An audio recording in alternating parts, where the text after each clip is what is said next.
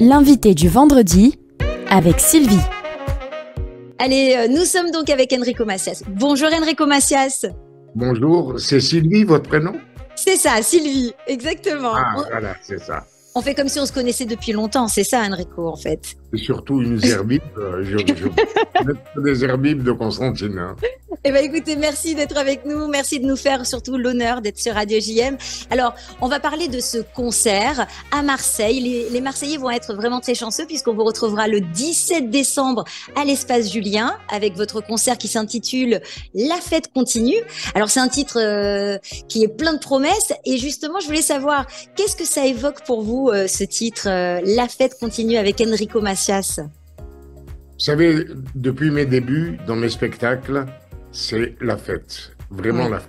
Et quand on dit la fête continue, c'est que c'est vrai que dans tous mes spectacles, malgré tout ce qui peut se passer en dehors, moi, je rassemble tout le monde et je fais la fête avec tout le monde.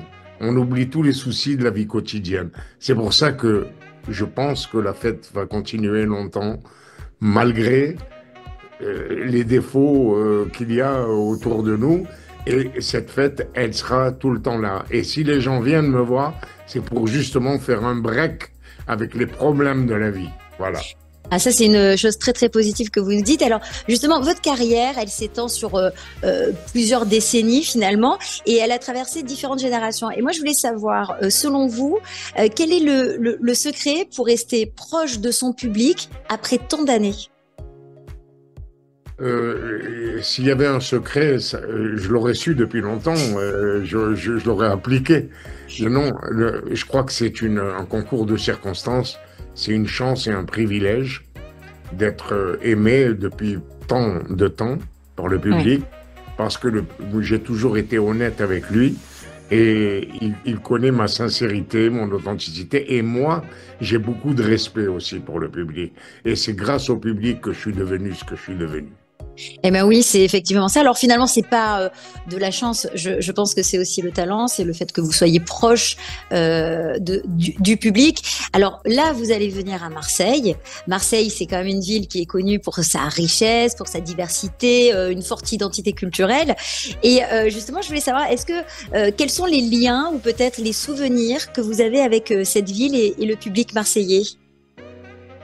Vous savez, quand j'ai quitté l'Algérie, je suis venu, la première ville que j'ai connue de France, c'est Marseille.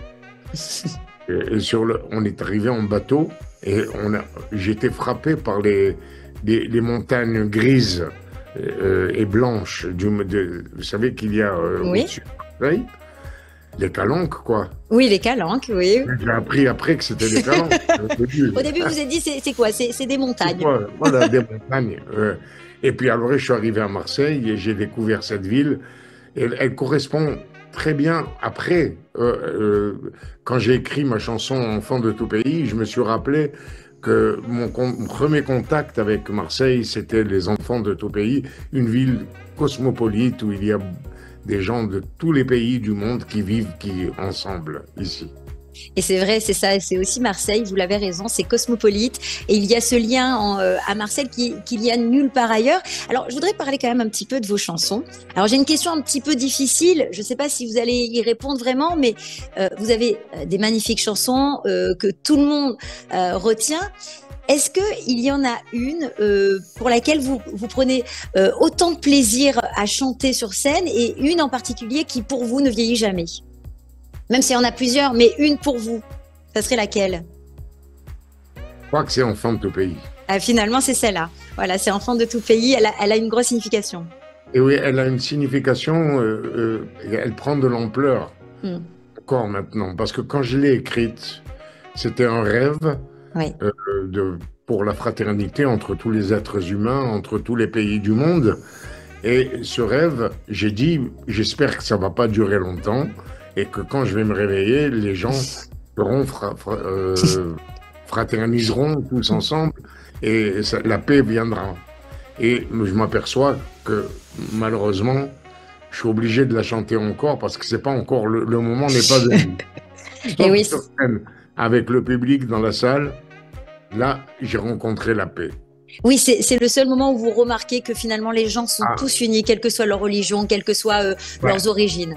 Voilà, c'est là que je me suis aperçu que sur scène que j'ai un peu devancé une certaine réalité.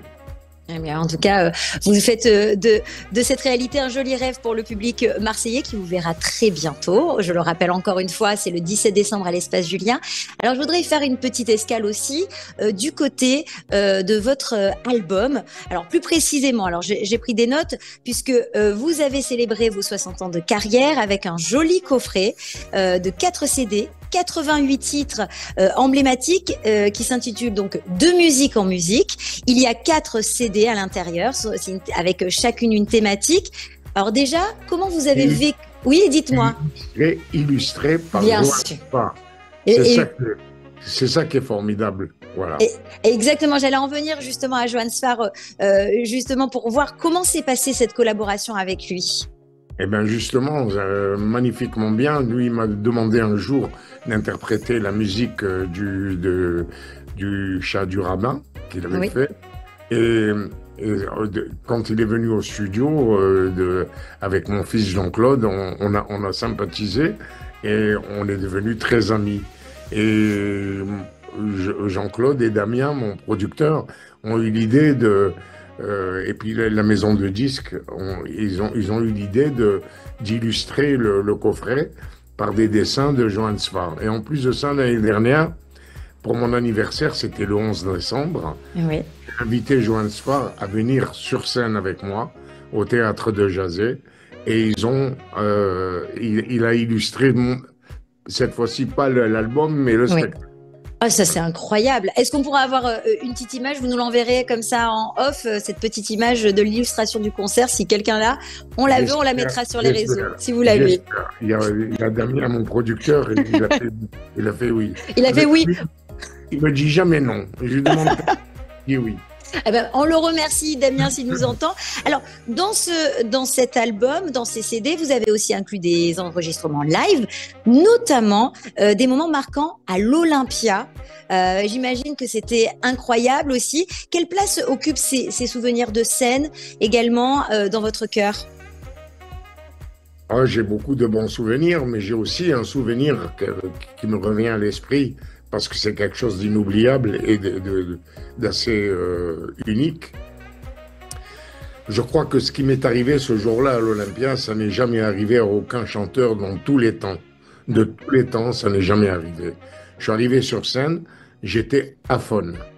J'arrivais pas à dire une note, rien du tout. J'ai cru que les gens allaient partir, se faire rembourser, j'allais annuler le spectacle. Et je sais pas pourquoi, il s'est passé un miracle, c'est qu'il n'y a personne qui a quitté la scène et tout le monde a chanté à ma place, accompagné par l'orchestre de Jean-Claude, mon fils, et je suis resté près de 3 heures sur scène sans chanter moi. Wow. Et le public, je suis devenu moi le spectateur et le public Enrico Maciel. Ah, ça doit être une sensation incroyable. Mais c'est pas incroyable, ça n'est jamais arrivé nulle part et je crois que ça n'arrivera plus jamais parce que ça. Je pourrais pas. Vous faites attention maintenant, on se couche tôt, on prend son petit thé à la menthe et au moins on est tranquille. Avec du miel. C'est ça, un petit peu de miel. C'est un petit peu aussi ce qui vous caractérise, la douceur, le miel. C'est ce que les gens aiment chez vous, Enrico Macias. Et c'est pour ça que...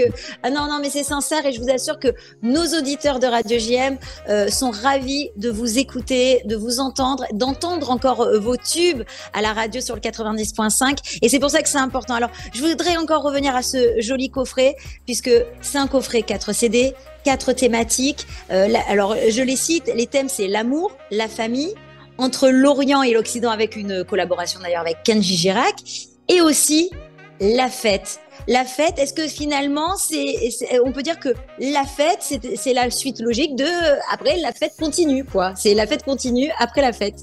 Mais après la fête, il y a la fête. Voilà, c'est toujours la fête pour vous en fait. Voilà, sans jeu de mots. Alors, pour les Marseillais, pour vos fans aussi marseillais, quelle Quel héritage vous aimeriez laisser à ce public et est-ce qu'il y a un message particulier que vous voulez donner? J'ai un message à envoyer à la famille Khalifa, qui sont un petit peu de ma famille à moi, mais c'est pas ma famille, mais j'ai grandi avec eux. Oui. Mon père était l'ami intime de leur papa et on est restés très unis. Et je pense à ceux qui sont partis, comme Gilbert, comme Norbert, Khalifa, comme Gérard. Et je pense à ceux qui sont restés, comme Jacques, comme Serge, et puis Rudy. Tout ça, cette famille-là, ça représente beaucoup pour moi, parce que c'est un autre noyau, une autre cellule à laquelle j'appartiens. Voilà.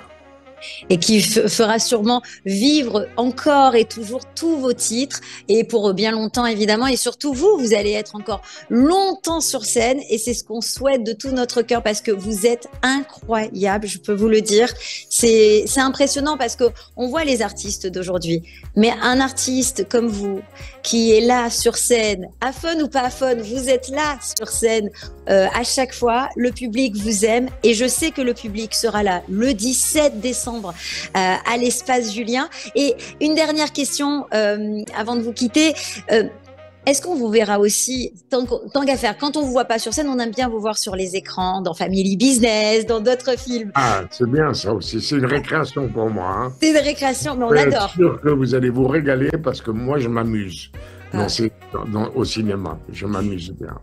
Bon, alors, le dernier film ça. que j'ai tourné, c'était Maison de retraite numéro 2. Oui, avec Kev Adams. Avec Kev Adams, et puis avec Jean Reno. Et Jean Reno. Chantal Latsou, avec Jonas,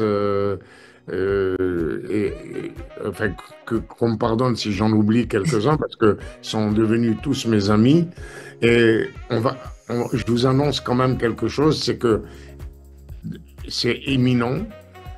On va jouer Maison de retraite numéro 3 en série à TF1. Yes! Une série avec des épisodes, pas au cinéma, c'est en série à la télévision. Eh bien ça c'est formidable et c'est une exclusivité d'ailleurs que vous donnez à Radio JM aujourd'hui dans Vivement Vendredi. Grande exclusivité. Eh bien, merci pour vous, merci pour tout. Et surtout, je vous dis à très, très bientôt, Enrico, puisqu'on vous retrouve le 17 décembre, tout simplement à l'espace Julien. Merci, Zerbib. Merci. Zerbib, je vous embrasse très fort. À très bientôt. Merci pour tout. Au revoir. Au revoir.